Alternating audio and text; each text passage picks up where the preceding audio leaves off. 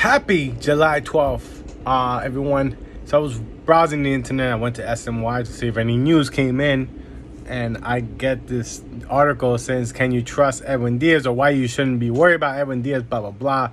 And then this clip plays. Let's get home and I'm going to play it. With Sal Licata. Sal Licata. Sal, you were radiating positivity only to have disaster unfold on Sunday. And your mistrust in Edwin Diaz is well documented. But how did the events to close out this series just perfectly illustrate the issues you... Now, before I even get to it, Edwin Diaz last year was bad. He was bad. There was no way to justify it.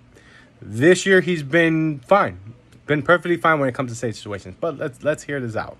Have with him. First, let me just say this is not all on Edwin Diaz. Obviously, the fact that the Mets have to agree. This is not all on Edwin Diaz.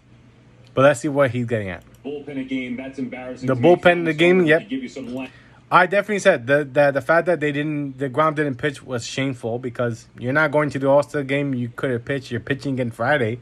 So, again, bullpen games, I'm not a fan of them. I agree. That's stupid, and they shouldn't be doing them. So bullpenning, I'm not a fan of that. And the offense simply needs to tack on. You can't put up a 5 spot in the first inning against the Pirates and not do anything else the rest of Agree. The offense has been still not doing much. They have one inning where they do well, and then they just shut down for the rest of the game. So I understand it's not all on Edwin Diaz, but this does show you, Maria, the fact that you cannot trust this guy. I mean, it's got to be perfect for him. Okay, so he was... It has to be perfect for him. Edwin Diaz, most of his saves come with 1 run. Now, I want to say something. This past Sunday, he pitched 2 innings of work. And he did get the save on Saturday night's game.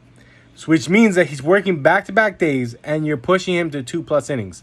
He came in the 8th inning to save Castro from disaster because Castro was about to give up runs. Let's just be very honest.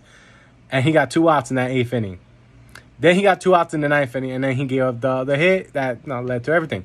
And it's going to happen. No one is perfect. No one is ever going to have lights out, lights in every day, everything.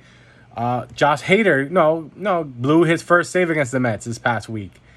But, again, for you to start running your mouth saying that you can't trust Edwin Diaz, it's clickbait.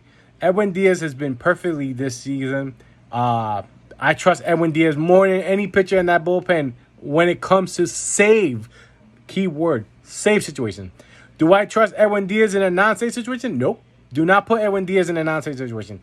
He's not going to pitch well.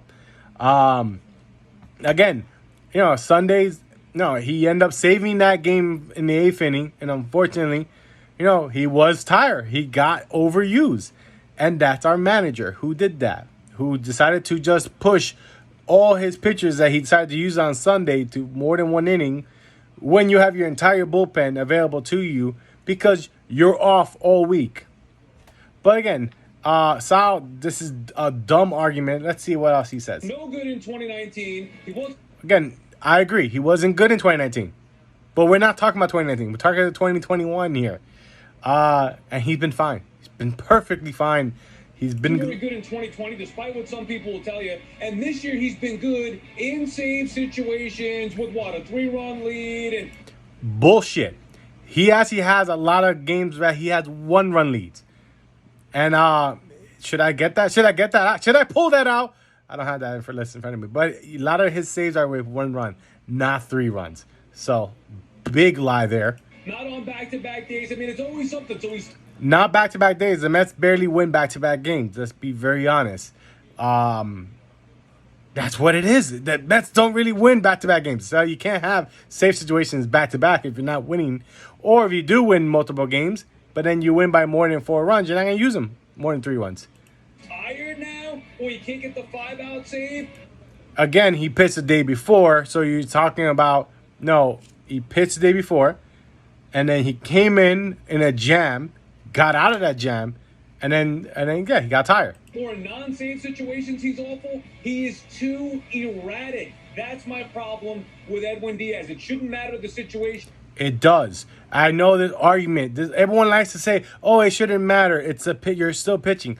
It matters. Trust me, it matters. I hit better with people on base than I do without. Why? Because I want to drive those runs in. It's a mental thing, but that's just what it is. So the argument is that people like to say that, oh, a pitcher should be able to pitch. No, it's not. It's not. It's very different. You should see consistency from him, and you don't. He's actually been very consistent. When there's a safe situation, he nails it down. And like I said, he has 2 blown saves. First one, I wouldn't even say it's his fault. Second one, again, no, he got used the day before, and he had to pitch 2 innings today. Well, Sunday. So been dominant at times this year. He's been very good at closing out games in safe situations. So now you're saying he's been dominant. He's been good. Now you're flip-flopping. However, they needed him to do it before the All-Star break and get that 3rd game out of the 4th.